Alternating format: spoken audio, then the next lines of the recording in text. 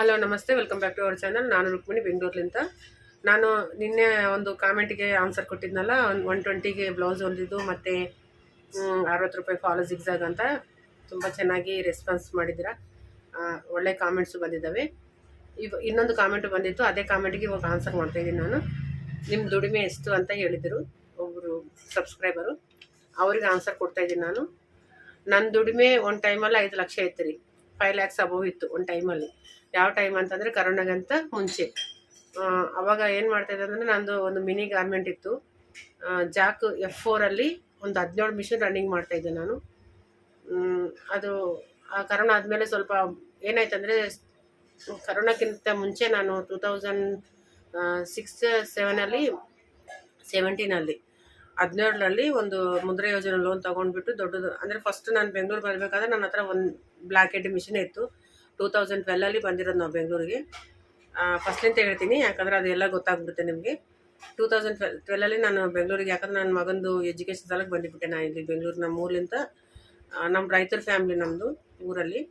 So ನನ್ನ ಮಕ್ಕಳಿಗೆ education ಚೆನ್ನಾಗಿಲ್ಲಿ ಓದ್ಕೊಂತಾರೆ ಅಂತಂದು ಇಲ್ಲಿ ಬಂದುಬಿಟ್ಟಿವಿ. ಅವಾಗ ಎಜುಕೇಷನ್ ಪರ್ಪಸ್ ಆಗಿ ನಾನು ಊರಲ್ಲಿ ಕೂಡ ತುಂಬ ದೊಡ್ಡದಾಗಿ ಬಿಸ್ನೆಸ್ ಮಾಡ್ತಾಯಿದ್ದೆ. ನಾನು ಇದೇ ಟೈಲರಿಂಗ್ ಬಿಸ್ನೆಸ್ಸು. ಬಟ್ ನನ್ನ ಮೇಲೆ ನನಗೆ ಕಾನ್ಫಿಡೆನ್ಸ್ ಇತ್ತು, ಎಲ್ಲಿ ಬೇಕಾದ್ರೆ ನಾನು ಗೆದ್ದಿದ್ದೀನಿ ಅನ್ನೋದು ಹೋಪ್ಲಿಂತ ನಾನು 12ಅಲ್ಲಿ ನನ್ನ ಮಗನ ಫಸ್ಟ್ ಇಯರ್ಗೆ ನಾನು ಇಲ್ಲಿಗೆ ಶಿಫ್ಟ್ ಆಗಿದ್ವಿ ನಾವು. ಆಮೇಲೆ ಮತ್ತೇನೋ ಇಲ್ಲಿ ಕೂಡ ಒಂದು ಶಾಪ್ ಹಾಕಿದೆ. ಅಲ್ಲಿ ನನಗೆ ಊರಲ್ಲಿ ಆ ಟೈಮಲ್ಲೇ ನನಗೆ 50,000-60,000 ರೂಪಾಯಿ ಬಿಸ್ನೆಸ್ ಆಗ್ತಿತ್ತು ಪ್ರತಿ ತಿಂಗಳು. ನಾನು ಅದನ್ನು ಕೂಡ ಬಿಟ್ಬಿಟ್ಟೆ, ಯಾಕಂದರೆ ನನಗೆ ಯಾವತ್ತೂ ನನ್ನ ಮೇಲೆ ನನಗೆ ತುಂಬ ಕಾನ್ಫಿಡೆನ್ಸ್ ಇರುತ್ತೆ. ನಾನು ಎಲ್ಲಿದ್ರೆ ಗೆಲ್ತೀನಿ ಎಂಬ ಧೈರ್ಯ ನನ್ನ ಹತ್ರ ಇದೆ. ಸೊ ಅದೇ ಧೈರ್ಯದಿಂದ ನಾನು ಮತ್ತೆ ಆ ಊರ್ಲಿಂದ ಇಲ್ಲಿ ನಮ್ಮೂರು ಯಾದಗಿರಿ ಡಿಸ್ಟಿಕ್, ನೀನು ಹೇಳಿದ್ನಲ್ಲ ಯಾದಗಿರಿ ಡಿಸ್ಟಿಕ್ಲಿಂದ ನಾನು ಮತ್ತೆ ಕಡೆ ಬೆಂಗಳೂರಿಗೆ ಶಿಫ್ಟ್ ಆದೆ.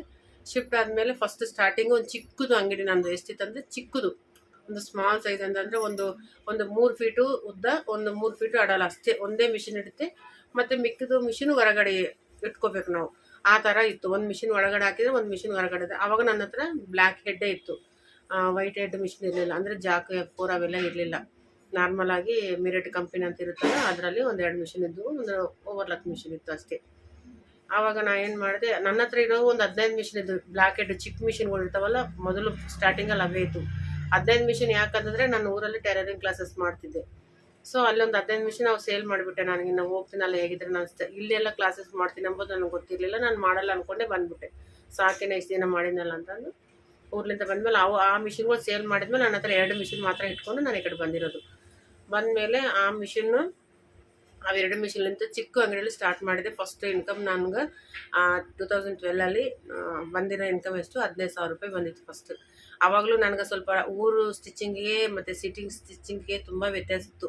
ಕಟ್ಟಿಂಗು ತುಂಬ ಡಿಫ್ರೆಂಟ್ ಇತ್ತು. ಯಾಕಂದರೆ ಅದು ಊರಲ್ಲಿ ನಾವು 2 ಫೋಲ್ಡ್ ಒಟ್ಟಿಗೆ ಹಾಕಿ ಕಟ್ ಮಾಡೋದು, ಮತ್ತು ಲೈನಿಂಗ್ ಅಟ್ಯಾಚ್ನಲ್ಲಿ ಸ್ವಲ್ಪ ಅದಕ್ಕೂ ತುಂಬ ವ್ಯತ್ಯಾಸ ಇದೆ. ಊರಲ್ಲಿ ಸ್ಟಿಚಿಂಗು ಮತ್ತು ಬೆಂಗಳೂರಲ್ಲಿ ಕಟ್ಟಿಂಗಿಗೆ ತುಂಬ ವ್ಯತ್ಯಾಸ ಇದೆ. ಸೊ ನಾನು ನಿಧಾನವಾಗಿ ನಾನು ಪ್ರಾಕ್ಟೀಸ್ ಮಾಡಬೇಕು. ಈಗ ಫಸ್ಟ್ ನಾನು ಹೇಳ್ತೀನಲ್ಲ ಅಲ್ಟ್ರೇಷನ್ ಅಂತ, ಅದನ್ನ ಅಲ್ಟ್ರೇಷನ್ ಸ್ಟಾರ್ಟ್ ಮಾಡಿದೆ. ಅಷ್ಟು ದೊಡ್ಡ ಕಟ್ಟಿಂಗು ಮಾಡ್ತಿದ್ದೆ, ಎಲ್ಲನೂ ಮಾಡ್ತಿದ್ದೆ. 15 ಮಿಷಿನ್ಗಳು ಹಾಕಿ ಹುಡುಗರಿಗೆ ಮಿಷಿನ್ ಹೇಳ್ಕೊಡ್ತಿದ್ದೆ, ಬ್ಲೌಸ್ ಕಟ್ಟಿಂಗ್ ಹೇಳ್ಕೊಡ್ತಿದ್ದೆ.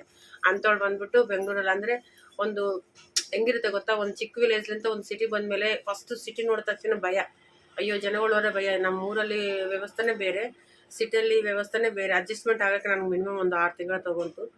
ಅಷ್ಟರವರೆಗೆ ನಾನು ಆಲ್ಟ್ರೇಷನು ಅವು ಇವು ಮತ್ತು ಬಂದಿರೋ ಬ್ಲೌಸು, ನಾರ್ಮಲ್ ಬ್ಲೌಸಸ್ಸು ಸ್ಟಿಚ್ ಮಾಡ್ತಾ ನನ್ನ ಹತ್ರ ನನ್ನ ಮೈಂಡನ್ನೇ ಮತ್ತೆ ನಾನು ಇಂಪ್ರೂವ್ಮೆಂಟ್ ಮಾಡಿಕೊಂಡೆ. ಯಾಕಂದರೆ ಏನಿಲ್ಲ ವ್ಯತ್ಯಾಸ, ಸ್ವಲ್ಪ ವೇರಿಯೇಷನ್ಸ್ ಇದ್ದಾವೆ, ಬಟ್ ಸೇಮ್ ಕಟ್ಟಿಂಗು ಸೇಮ್ ಎಲ್ಲ. ಅವ್ರವ್ರ ತೆರಿನಲ್ಲಿ ಅವ್ರವ್ರು ಕಟ್ ಮಾಡ್ತಾರೆ. ಅದು ಊರಲ್ಲಿ ತೆರಿ ಬೇರೆ, ಬೆಂಗಳೂರಲ್ಲಿ ತೆರಿ ಬೇರೆ, ಬಟ್ ಸ್ಟಿಚಿಂಗ್ ಆದಮೇಲೆ ಬ್ಲೌಸ್ ಎಲ್ಲ ಒಂದೇ. ಅದು ತಿಳ್ಕೊಳಕ್ಕೆ ನನಗೆ ಈ ವಾತಾವರಣ ಅಡ್ಜಸ್ಟ್ ಮಾಡೋಕ್ಕೆ ನನಗೆಲ್ಲ 6 ಮಂತ್ ಆಯಿತು. ಆಮೇಲೆ ಮೆಲ್ಲ ಪಿಕಪ್ ಮಾಡಿಕೊಂಡು 12ಕ್ಕೆ ಬಂದವಳು ಒಂದು 5 ವರ್ಷದಲ್ಲಿ ನಾನೆಲ್ಲನೂ ಪರ್ಫೆಕ್ಟ್ ಆಗಿಬಿಟ್ಟು ಮುದ್ರಾ ಯೋಜನೆ ಲೋನ್ ತೊಗೊಂಡು 17 ಮಿಷಿನ್ ಹಾಕಿದ್ದೇನೆ. ಅದನ್ನೇ ಹೇಳಿದ್ನಲ್ಲ ಫಸ್ಟು, 17 ಮಿಷಿನ್ ನಾನು ಜಾಕ್ F4 ತೊಗೊಂಡೆ.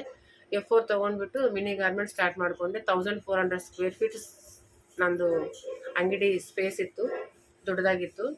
ನಾನು ಅಂಗಡಿಗೆ ರೆಂಟು 30,000 ರೂಪಾಯಿ ಆ ಥರ ಪೇ ಮಾಡ್ತಿದ್ದೆ ಅವಾಗ 17ರಲ್ಲಿ, ಅಂದರೆ ಸ್ಟಾರ್ಟ್ ಮಾಡಬೇಕಾದ್ರೆ. ಆಮೇಲೆ ಎಲ್ಲನೂ ಅಂದರೆ ವ್ಯವಸ್ಥೆ ಚೆನ್ನಾಗಿ ನಡ್ತಿತ್ತು, ಚೆನ್ನಾಗಿ ಪಿಕಪ್ ಆಗ್ತದೆ. ಟಾಪ್ಸ್ ಎಲ್ಲನೂ ಹೋಗಿ ನಾನು ಸ್ಟಿಚಿಂಗ್ ಮಾಡೋದು ನನ್ನ ಮೆಥಡ್ಲಿಂದನೇ ನಾನೇ ಥಿಂಕ್ ಮಾಡಿಬಿಟ್ಟು ಟಾಪ್ಸ್ ಡಿಸೈನ್ ಮಾಡೋದು, ಮತ್ತು ತೊಗೊಂಡು ಹೋಗೋದು. ಇಲ್ಲೆಲ್ಲ ಸುತ್ತಮುತ್ತ ಎಷ್ಟು ಇದಾವಲ್ಲ ಮೇನ್ ಸಿಟಿನಲ್ಲಿ, ಸೆಂಟರಲ್ಲಿ ಮಾರುತಿಹಳ್ಳಿ, ಯಜ್ಞಹಳ್ಳಿ, ಈ ಥರ ಹೆಬ್ಬಾಳ ಈ ಥರ ಅಂಗಡಿಗಳಲ್ಲಿ ಹೋಗಿ ತೋರಿಸೋದು, ಆರ್ಡ್ರ್ ತೊಗೊಳೋದು, ಈ ಥರ ಎಲ್ಲನೂ ನಾನು ಚೆನ್ನಾಗಿ ಮಾಡ್ಕೊಂಡೇ ಬಂದೆ. ಚೆನ್ನಾಗಿ ರನ್ನಿಂಗ್ ಆಗ್ತಾಯಿತ್ತು. ಒಂದು ಸ್ಟಾರ್ಟಿಂಗ್ನಲ್ಲಿ ಆಗಿರೋದು ಸ್ಟಾರ್ಟಿಂಗ್ ಒಂದು 20 ಟಾಪ್ಸು ನಾವು ಕುರ್ತಿ ಸ್ಟಿಚ್ ಮಾಡಿದ್ವಿ. ಓನ್ಲಿ ಕುರ್ತೀಸ್ ಮಾತ್ರ ಸ್ಟಿಚ್ ಮಾಡ್ತಿದ್ದೆ. ಲಾಂಗ್ ಟಾಪ್ಸು, ಶಾರ್ಟ್ ಟಾಪ್ಸು ಈ ಥರ ಸ್ಟಿಚಿಂಗ್ ಮಾಡಿಬಿಟ್ಟು ಲೇಡೀಸು ಅಂದರೆ ಚೈನ್ ಸಿಸ್ಟಮ್ ಇಟ್ಟಿದ್ದೆ ನಾನು ಎಲ್ಲನೂ. ಒಬ್ಬರು ಕಾಲರ್ ಅಟ್ಯಾಚ್ ಮಾಡಬೇಕು, ಒಬ್ಬರು ನೆಕ್ ಅಟ್ಯಾಚ್ ಮಾಡ್ಕೋಬೇಕು, ಒಬ್ರು ಫಿಟ್ಟಿಂಗ್ ಮಾಡಬೇಕು, ಒಬ್ಬರು ಸ್ಲೀವ್ಸಿಗೆ ಫೋಲ್ಡಿಂಗ್ ಮಾಡಬೇಕು, ಒಬ್ರು ಪೈಪಿಂಗ್ ಕೊಡಬೇಕು, ಈ ಥರ ಚೈನ್ ಸಿಸ್ಟಮ್ ಇತ್ತು. ಅದು ಒಂದು ಡೈಲಿ ಒಂದು 20 ಟಾಪ್ಲಿಂದ ಹೋಗಿ 100, 150 ಆ ಥರ ಟಾಪ್ಸು ಕುರ್ತೀಸು ಜಾಸ್ತಿ ಆಗ್ತಾ ಚೆನ್ನಾಗಿ ಬಿಸ್ನೆಸ್ ಓಡ್ತಾ ಇತ್ತು. ಚೆನ್ನಾಗಿ ಎಲ್ಲ ಕಡೆನೂ ನಾನು ಸಪ್ಲೈ ಮಾಡ್ತಾಯಿದ್ದೆ. ಸಿರಿ ಬೋಟಿಕ್ ಅಂತ ನಮ್ಮ ಅಂಗಡಿ ಹೆಸರಿಟ್ಟಿದ್ದೆ ನಾನು. ಸಿರಿ ಬೋಟಿಕ್ಲಿಂದನೇ ಸ್ಟಾರ್ಟ್ ಆಗಿತ್ತು ಬಿಸ್ನೆಸ್ಸು. ಡೈಲಿ 100ರಿಂದ 150 ಟಾಪ್ಸು ನಂಗೆ ಸೇಲ್ ಆಗ್ತಿತ್ತು. ಅಂದರೆ ಅದರಲ್ಲಿ ಜಾಸ್ತಿ ಮಾರ್ಜಿನ್ ಅಂದರೆ ನಾನು ಏನಿಲ್ಲ ಅಂದರೆ ಟರ್ನ್ ಒಂದು ಟಾಪ್ ಮೇಲೆ ನಮ್ಗೆ 10, 15, 20 ರೂಪಾಯಿ ಆ ಥರನ ಮಾರ್ಜಿನ್ ಇಟ್ಕೊಂಡು ನಾವು ಸೇಲ್ ಮಾಡಬೇಕಾಗುತ್ತೆ. ಓನರ್ಸು ಬೈಯರ್ಸ್ ಬೇರೆ ಇರ್ತಾರೆ, ಅವ್ರು ಬಂದು ತೊಗೊಂಡು ಹೋಗ್ತಾಯಿದ್ರು. ಆ ಥರ ಬಿಸ್ನೆಸ್ ಚೆನ್ನಾಗಿ ರನ್ನಿಂಗ್ ಆಗ್ತಾಯಿತ್ತು. ಸಡನ್ಲಿ ಬಂತು ಕರೋನಾಕ್ಕಿಂತ ಬಿಫೋರ್ ಏನು ಮಾಡಿದೆ, ನಾನು ಸೂರತ್ಗೆ ಹೋಗಿದ್ದೆ. ಸ್ವಲ್ಪ ಮೆಟೀರಿಯಲ್ ತರೋಣ ತಂದ್ಬಿಟ್ಟು ಅಲ್ಲಿಂದ ಚೀಪ್ ಸಿಗುತ್ತಂತ. ಆಲ್ಮೋಸ್ಟ್ ಸೂರತ್ಗೆ ತುಂಬ ಸರ್ತಿ ಹೋಗಿದ್ದೆ ನಾನು. ಕರೋನಾಕ್ಕಿಂತ ಒಂದು ತಿಂಗಳ ಬಿಫೋರೇ ನಾನು ಸೂರತ್ಗೆ ಹೋಗ್ಬಿಟ್ಟು ಏನಿಲ್ಲ ಅಂದರೆ ಒಂದು 4 ಲಕ್ಷ ಮೆಟೀರಿಯಲ್ ಅಲ್ಲಿ ಅವರಿಗೆ ಅಮೌಂಟ್ ಕೊಟ್ಬಿಟ್ಟು ಬಂದಿನಿ, ನೀವು ಮೆಟೀರಿಯಲ್ ಕಳಿಸಿ ಅಂತ. ಅಷ್ಟೊಳಗೆ ಲಾಕ್ಡೌನ್ ಆಯಿತು. ಅವ್ರ ಮೆಟೀರಿಯಲ್ ನಾನು ಅಮೌಂಟ್ ಕೊಟ್ಟಿದ್ದು, ನಾನು ಸೆಲೆಕ್ಟ್ ಮಾಡಿದ್ದು ಅದು ಬೇರೆ, ಅವ್ರು ಹಾಕಿರೋ ಕ್ಲಾತ್ಗಳೇ ಬೇರೆ. ಆ ಥರ ಆಗಿಬಿಟ್ಟು ಅಲ್ಲಿ ಕೂಡ ತುಂಬ ಲಾಸ್ ಆಯಿತು ನನಗೆ. ಆಮೇಲೆ ಇಲ್ಲಿ ಏನು ಮಾಡಿದೆ, ಸ್ವಲ್ಪ ಬಯರ್ಸ್ ಏನು ಮಾಡ್ತಾರೆ, ಫಸ್ಟ್ ಅಮೌಂಟ್ ಸ್ವಲ್ಪ ಕೊಡ್ತಾರೆ, ಆಮೇಲೆ ಸೇಲ್ ಆಗ್ತಾ ಮತ್ತೆ ಅಂದರೆ ಅವ್ರಿಗೊಂದು ನಮಗೊಂದು ಕನೆಕ್ಷನ್ ಇರುತ್ತೆ. ಸ್ವಲ್ಪ ಅಮೌಂಟ್ ಇವಾಗ ಒಂದು 100 ಟಾಪ್ ತೊಗೊಂಡ್ರೆ ಒಂದು 50 ಟಾಪ್ಸ್ ಅಮೌಂಟ್ ಪೇ ಮಾಡ್ತಾರೆ ಸ್ಟಾರ್ಟಿಂಗಲ್ಲಿ. ಮತ್ತು 50 ಟಾಪು ಮತ್ತೆ ನೆಕ್ಸ್ಟ್ ಬರ್ಸರ್ ಬಂದಾಗ ಅದನ್ನು ಪೇ ಮಾಡಿ ಮತ್ತೆ ಇದು ತೊಗೊಂಡೋಗಿ ಆ ಥರ ಒಂದು ಬೈಯರ್ಸಿಗೆ ನಮಗೆ ಒಂದು ಇರುತ್ತೆ, ಒಂದು ಕನೆಕ್ಟಿಂಗ್ ಅಂದರೆ ಆ ಥರ ಬಿಸ್ನೆಸ್ ರನ್ನಿಂಗ್ ಆಗ್ತಾ ಇರುತ್ತೆ. ಆ ಥರ ಆಗಿ ಆಗ್ತಾಯಿತ್ತು ಚೆನ್ನಾಗಿ. ತೊಗೊಂಡೋಗಿದ್ದಾರೆ ಎಲ್ಲರೂ. ಈಗೆಲ್ಲ ನಾರ್ಮಲ್ ಟಾಪ್ಸು ನಾನೇ ಎಲ್ಲ ಕಟಿಂಗ್ ಮಾಡ್ತಾಯಿದ್ದೆ. ನಾನು ಬೂಟಿಕ್ ಕೆಲಸನೂ ನಡ್ತಾಯಿತ್ತು. ಪಕ್ಕದಲ್ಲಿ ಒಮ್ಮೆ ಮೇನ್ ಮಾಸ್ತರ್ನ ಇಟ್ಬಿಟ್ಟು ಅವ್ರೂ ಕಟಿಂಗ್ ಮಾಡಿದ್ದು. ಅವ್ರ ಟೈಲರ್ದು ಶಾಪೇ ಬೇರೆ ಮಾಡಿದ್ದೆ, ನಾನು ಗಾರ್ಮೆಂಟ್ಸನ್ನೇ ಬೇರೆ ಮಾಡ್ಕೊಂಡಿದ್ದೆ. ಎಲ್ಲನೂ ಚೆನ್ನಾಗಿ ಓಡ್ತಾಯಿತ್ತು. ತಿಂಗಳಿಗೆ ಏನಿಲ್ಲ ಅಂದರೆ 5ರಿಂದ 6 ಲಕ್ಷ ರೂಪಾಯಿ ನನ್ನ ಟರ್ನ್ ಓವರ್ ಬಿಸ್ನೆಸ್ ಇತ್ತು ಆವಾಗ. ಅದರಲ್ಲೇ ನಾನು ಕರೋನಾ ಬಂತು. ಕರೋನಾ ಹೋಗಿಬಿಟ್ಟು ಇನ್ನು ಎಲ್ಲ ಲಾಸ್ ಆಯಿತು. ನಾನು ಬಟ್ಟೆ ಬೈಯರ್ಸ್ ಕೊಟ್ಟಿದ್ದ ದುಡ್ಡು ಸರಿಯಾಗಿ ಬರಲಿಲ್ಲ ನನಗೆ. 4 ಲಕ್ಷ ರೂಪಾಯಿ ಅಲ್ಲಿ ನಾನು ಸೂರತ್ನಲ್ಲಿ ಹಾಕಿದ್ದು. ನಾನು ಸೆಲೆಕ್ಟ್ ಮಾಡಿದ್ದ ಕ್ಲಾತೇ ಬೇರೆ, ಅವ್ನು ಕೊಟ್ಟಿದ್ದು ಬೇರೆ. ಆಮೇಲೆ ಅವ್ನು ಕಂಪ್ಲೇಂಟ್ ಮಾಡೋಣ ಅದು ಮಾಡೋಣ ಅಂದರೆ ಇನ್ನು ಫಸ್ಟ್ ಕರೋನಾ ಸೆಕೆಂಡ್ ಕರೋನಾ ಅಂದ್ಬಿಟ್ಟು ನಾನು ಎಲ್ಲಿ ಹೊರಗಡೆ ಹೋಗೋದು. ಯಾಕಂದರೆ ಹೊರಗಡೆ ಎಲ್ಲಿಗಾನು ಹೋಗ್ಬೇಕಾದ್ರೆ ಮತ್ತೆ ಇವನ್ನೇ ಟೆಸ್ಟ್ಗಳು ಮಾಡಿಸೋದು, ಮಾಸ್ಕ್ ಹಾಕೊಳ್ಳೋದು, ಮತ್ತು ಬೇರೆ ಸ್ಟೇಟ್ಗೆ ಹೋಗೋಂಗಿಲ್ಲ. ಮತ್ತು ಏನಾಯ್ತಂದರೆ ನಮ್ಗಿಂತ ಹೆಚ್ಚಿಂದ ಏನಂತಂದು ಅಂದ್ಕೊಂಡು ಇನ್ನು ಅದನ್ನು ನಾನು ಬಿಟ್ಟೆ ಬೇಡ ಬಿಡು ಹೋಗಲಿ. ಇನ್ನು ಯಾವುದೋ ಬಟ್ಟೆ ಆ ತಂದಿದ್ದ ಬಟ್ಟೆನೂ ಲಾಸ್ ಆಯಿತು. ಯಾಕಂದರೆ ಅದೇನು ವೇಸ್ಟ್ ಅದು ಸುಮ್ಮನೆ ವೇಸ್ಟ್. ಅದು ಬಂದಲ್ಲಿ ಸ್ವಲ್ಪ ಫ್ರಾಕ್ಸು, ಲೆಹಂಗಾ, ಬ್ಲೌಸಸ್ಸು ಅದೆಲ್ಲ ಯೂಸ್ ಮಾಡಿದೆ. ಮಿಕ್ಕಿದೆಲ್ಲ ಇವತ್ತು ಕೂಡ ಹಂಗೆ ಇದೆ ನಮ್ಮ ಅಂಗಡಿಯಲ್ಲಿ. ಎಷ್ಟೋ ಮೆಟೀರಿಯಲ್ ಲಾಸ್ ಮಾಡ್ಕೊಂಡೆ ಅವಾಗ ನಾನು.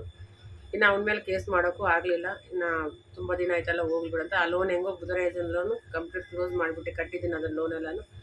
ಆಮೇಲೆ ಏನು ಮಾಡಿದೆ, ಆ 1400 ಸ್ಕ್ವೇರ್ ಫೀಟ್ ಸ್ಪೇಸನ್ನು ಅದನ್ನು ಬಿಟ್ಟು ಮಿಷಿನ್ ಎಲ್ಲ ಸೇಲ್ ಮಾಡಿಬಿಟ್ಟು. ಯಾಕಂದರೆ ಎಲ್ಲರೂ ಈಗ ಕಾರಲ್ಲಿ ದೊಡ್ಡ ಗಾಡಿಗಳೆಲ್ಲ ಹಾಕ್ಕೊಂಡು ಸೇಲ್ ಮಾಡ್ತಾರೆ ಕೆಲವೊಂದು ಜನ. ಅವ್ರಿಗೂ ಬಟ್ಟೆ ಕೊಟ್ಟಿದ್ದೆ ನಾನು. ಅವರೂ ಅರ್ಧ ಪೇಮೆಂಟ್ ಮಾಡಿ ಅರ್ಧ ಪೇಮೆಂಟ್ ಮಾಡ್ಕೊಂಡು ಎಷ್ಟೋ ಜನ ಈಗ ದುಡ್ಡು ಕೇಳೋಕೆ ಹೋದರೆ ನಮಗೆ ಊಟಕ್ಕಿಲ್ಲ ಮೇಡಮ್, ನಾವೇನು ಕೊಡೋಕ್ಕಾಗುತ್ತೆ ನಿಮಗೆ ಆ ಥರ ಅಂತ ಹೇಳೋರು. ಇನ್ನೇನು ಮಾಡೋಕ್ಕಾಗಲ್ಲ. ನನಗೂ ಇನ್ನು ಹೋಗ್ಲಿಬಿಡು. ಹಾಗೆ ಲೈಫಲ್ಲೇ ಒಂದು ಸರ್ತಿ ಇದ್ರೆ ಈ ಥರನೇ ಇನ್ಸ್ಟೆಂಟ್ ಆಗಬೇಕಿತ್ತು ನನಗೆ ಅಂತದ್ದು. ಅದೆಲ್ಲ ಮಿಷಿನ್ಗಳೆಲ್ಲನೂ ಸೇಲ್ ಮಾಡಿಕೊಂಡು ಎಲ್ಲನೂ ಸೇಲ್ ಮಾಡಿದ್ದೀನಿ. ಮಿಷಿನ್ನು ಒಂದು 4 ಮಿಷಿನ್ ಮಾತ್ರ ಇವಾಗ ಇಟ್ಟಿದ್ದೀನಿ. ಒಂದು 3 ಮಿಷಿನ್ ಅಂಗಡಿಯಲ್ಲಿದೆ, ಒಂದು ಮನೆಗೆ ಇಟ್ಕೊಂಡಿದ್ದೀನಿ ಎಮರ್ಜೆನ್ಸಿ ಸ್ಟಿಚ್ ಮಾಡೋಕ್ಕೆ. ಎಲ್ಲನೂ ಸೇಲ್ ಆಗ್ತಿ. ಯಾವುದೇ ಥರ ಓವರ್ಲಾಕ್ ಮಿಷಿನು, ಕಟಿಂಗ್ದು ಟೇಬಲೇ ಕಟ್ ಮಾಡಿ ಮನೇಲಿ ಒಂದು ಮಂಚ ಆ ಥರ ಏನೋ ಮಾಡಿಸ್ಬಿಟ್ಟಿದ್ದೀನಿ. ಅದೆಲ್ಲ ವೇಸ್ಟ್ ಆಯಿತು. ಬಿಡ್ರಿ, ಆಯ್ತು, ಅದು ಹೋಗೋಯ್ತು. ಇವಾಗ ಪ್ರೆಸೆಂಟ್ ಸಿಚುವೇಶನ್ ಅಮೌಂಟ್ ಎಷ್ಟು ಬರುತ್ತೆ ಅಂತ ಹೇಳ್ತೀನಿ ನೋಡಿರಿ. ಮಿನಿಮಮ್ ನನ್ನ ಹತ್ರ ಒಂದು 8ರಿಂದ 10 ಬ್ಲೌಸ್ ಸ್ಟಿಚಿಂಗ್ ಆಗುತ್ತೆ. 8 ಅಂದರೆ ಕನ್ಫರ್ಮ್ ಆಗುತ್ತೆ. ನಾನು ಮನೆಗೆ ಹಾಕೊಳ್ಳೋದು ಸ್ಟಿಚ್ ಮಾಡಿದ್ರು ಒಂದು 8-9 ಬ್ಲೌಸ್ ಕನ್ಫರ್ಮ್. 10 ಅಂದರೆ ಕನ್ಫರ್ಮ್, 8 ಕನ್ಫರ್ಮ್ ರೀ. 10 ಅಂದರೆ ಎಕ್ಸ್ಟ್ರಾ ಯಾವಾಗ ಆಗ್ತಿರ್ತವೆ, ಆಗಲ್ಲ, ಅದು ಬೇರೆ ವಿಷಯ. 8 ಬ್ಲೌಸ್ಗೆ ಒಂದು ಬ್ಲೌಸ್ಗೆ 500 ಅಂತ ನಾರ್ಮಲ್ ಬ್ಲೌಸ್ ಅಂದ್ಕೊಂಡ್ರೆ ಕೂಡ ನನಗೆ 4,000 ರೂಪಾಯಿ ಡೈಲಿ ಅದು ಬ್ಲೌಸಸ್ ಆಗುತ್ತೆ. ಪೀಸ್ ವರ್ಕ್ ಮೇಲೆ ಟೈಲರ್ಸ್ ಇಟ್ಟಿದ್ದೀನಿ. ಪೀಸ್ ವರ್ಕ್ ಮೇಲೇ ಮತ್ತು ಇದಕ್ಕೆ ಫಾಲೋ ಜಿಗ್ಜಾಗು, ಅದನ್ನು ಜಿಗ್ಜಾಗ್ ನಾನೇ ಮಾಡ್ತೀನಿ. ಮ್ಯಾಕ್ಸಿಮಮ್ ಯಾರಿಗೆ ಕೊಡಲ್ಲ, ಜಿಗ್ಜಾಗ್ ನಾನೇ ಮಾಡ್ತೀನಿ. ನಾನು ಮೊದಲಿಂದನೂ ತುಂಬ ಕಷ್ಟಪಡ್ತೀನಿ ರೀ. ಯಾವುದಕ್ಕೂ ನಾನು ಇದು ಮಾಡಲ್ಲ, ಜಿಗ್ಜಾಗ್ ನಾನೇ ಮಾಡ್ತೀನಿ. ಮತ್ತು ಹೆಮ್ಮಿಂಗು ನಮ್ಮ ಮನೆಯಲ್ಲಿ ಹುಡುಗರು ಮಾಡ್ತಾರೆ. ಮತ್ತು ಕೆಲವೊಂದು ಜಾಸ್ತಿ ಆಗ್ತದೆ ಒಳಗಡೆ ಕೊಡ್ತೀವಿ. ಫಾಲು, ಜಿಗ್ಜಾಗು ಇವೆಲ್ಲನೂ ಕುಚ್ಚು ಹಾಕೋರು ಎಲ್ಲ ಸೇರಿ ಒಂದು 8-9 ಜನ ಇದ್ದೀವಿ ಟೋಟಲ್ ಇವಾಗ ಪ್ರೆಸೆಂಟು ಕೆಲಸ ಮಾಡೋರು. ಈ ಥರ ನಾನು ಅದರಲ್ಲಿ ವರ್ಕರೇ, ನಾನೇನು ಓನರ್ ಅಂತ ಯಾವತ್ತೂ ಫೀಲ್ ಮಾಡ್ಕೊಂಡಿಲ್ಲ. ಆವತ್ತು ಗಾರ್ಮೆಂಟ್ ಇದ್ದಾಗೂ ಮಾಡಿಲ್ಲ, ಇವತ್ತೂ ಮಾಡಿಲ್ಲ. ನಂದು ಏನಾದರೂ ಜೆನ್ಯೂನಾಗಿ ನಾನು ದುಡಿತೀನಿ ಅಷ್ಟೇ, ನಾನು ತಿಂತೀನಿ. ನಾನು ದುಡಿಮೆ ನಾನು ಅವ್ರ ಜೊತೆಗೇ ಕೆಲಸ ಮಾಡ್ತೀನಿ. ಸಡನ್ಲಿ ಟೈಲರ್ಸು ಬಂದಿಲ್ಲ ಅಂದರೆ ಕೂಡ ಅವತ್ತು ನಾನು ಒಂದು ಬ್ಲೌಸ್ ಸ್ಟಿಚ್ ಮಾಡ್ತೀನಿ.